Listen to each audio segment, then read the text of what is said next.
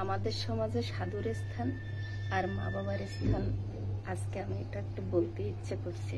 দেখেন, আমাদের গৃহে যখন একটি সাধু আসে, সেই সাধুকে আমরা কতটা ভালোবেসে সেবা করি।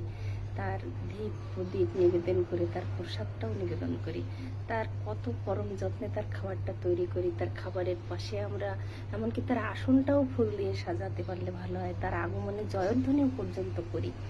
আর আমাদের গৃহে মা বাবার স্থানটা দেখুন। মা বাবাটা হচ্ছে তার সেই সাধুদের গৃহে আপনি দেখবেন যে মার খাবারের থালাটাও আলাদা, মাকে স্পর্শও রীতিমতো করে না। এমন হচ্ছে মা বাবার স্থান সাধুদের গৃহে।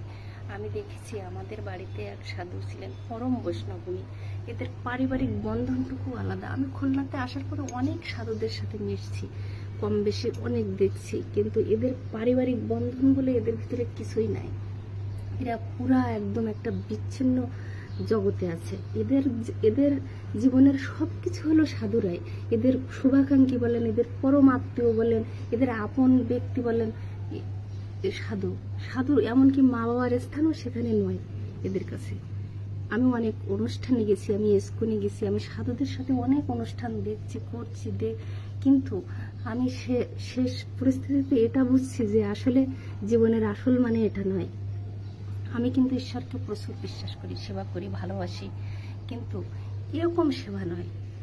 এই সেবাটা যেন কেমন একটা সেবা। আমাদের সমাজের এই তারতম্যটা কেমন বলুন তো? কোথায় যাবেন আপনারা? গোলকধামে যাবেন নাকি স্বর্গে যাবেন? কোথায় যাবেন? আর আমরা মরে যাই কোথায় যাব? সমাজে যে অশিক্ষিত ছেলেটি, সাধুদের ভাষায় বলা হয় যে গীতা স্পর্শ করেনি, যে অনুষ্ঠান করে না, যে কোনো ধর্মীয় জগতে জড়িয়ে নেই, সে হচ্ছে পরম একজন পাপী।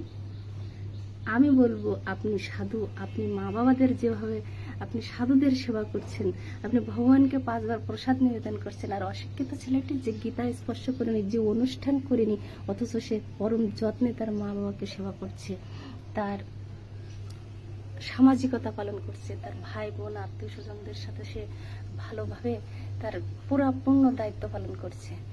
তাহলে আপনি আগে নাকি সেই অশিক্ষিত ছেলে আগে, নাকি আপনি সাধু আগে? কে কার স্থানটা আগে দেবে সমাজে? ধর্মে তো এটাই বলে যে কর্ম আগে, তারপর ধর্ম। আগে কর্মটা করুন, ধর্মটা অন্তরে রাখুন, দেখবেন স্থানটা নিজেই পেয়ে যাবেন। মৃত্যুর পরে যে কোথায় যাব, আপনি আমি লিখিত প্রমাণ কেউ দিতে পারবেন? কেউ পারবেন না। যেটা প্রকাশ্যে যেটা করার জায়গা আছে, যেটা চোখে দেখতে পাচ্ছি, সেখানে সেবা করছি না, সেবা করছি আমরা অপ্রকাশিত কোনো শক্তিকে।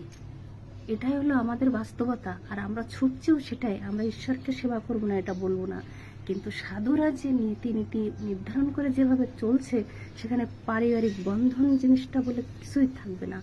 মা বাবা, অশিক্ষিত একটা মা বাবা যারা ধর্মচর্চা করে না, তারা যে কতটা ছোট হেন্যতার যোগ্য, সেটা আর বলে বোঝানোর কিছুই নেই।